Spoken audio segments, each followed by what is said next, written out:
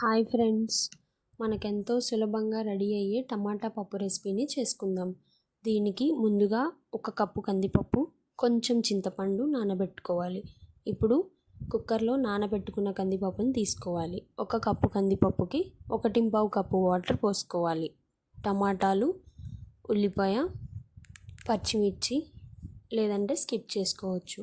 కొంచెం పసుపు, 2 table spoons కారం, పచ్చిమిర్చి వేసుకోకపోతే ఎక్స్ట్రా 1 టేబుల్ స్పూన్ కారం, కొంచెం కరివేపాకు, 2 డ్రాప్స్ ఆయిల్ వేసుకొని బాగా కలుపుకోవాలి. వాటర్ అంతా పైకి వచ్చేలాగా కలుపుకోవాలి. అలా వచ్చిన తర్వాత మూత పెట్టి బాగా ఫిక్స్ చేసి స్టవ్ ఆన్ చేసి కుక్కర్ పెట్టుకోవాలి.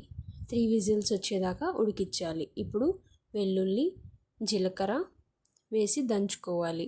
ఇలా చేస్తే రుచి బాగుంటుంది. మీరు కూడా ట్రై చేయండి. ఇప్పుడు కుక్కర్ 3 విజిల్స్ వచ్చాయో లేదో చూసుకోండి. ఈలోపు పక్కన చింతపండుని రసం తీసుకొని పెట్టుకోండి. ఇప్పుడు కుక్కర్లో పప్పు ఉడికిందో లేదో చూసుకోండి.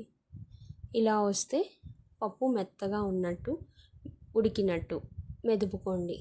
ఇప్పుడు మనం దంచుకున్న వెల్లుల్లి, జీలకర్రని యాడ్ చేసుకోండి. రుచికి సరిపడా ఉప్పు వేసుకోండి. బాగా కలుపుకోండి. ఇలా కలుపుతూ ఉండంగా తీసుకున్న చింతపండు రసాన్ని కూడా కలపండి.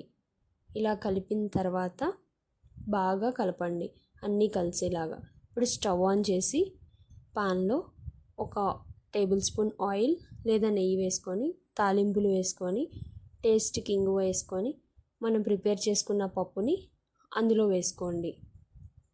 పప్పు వేసాక బాగా కలపండి.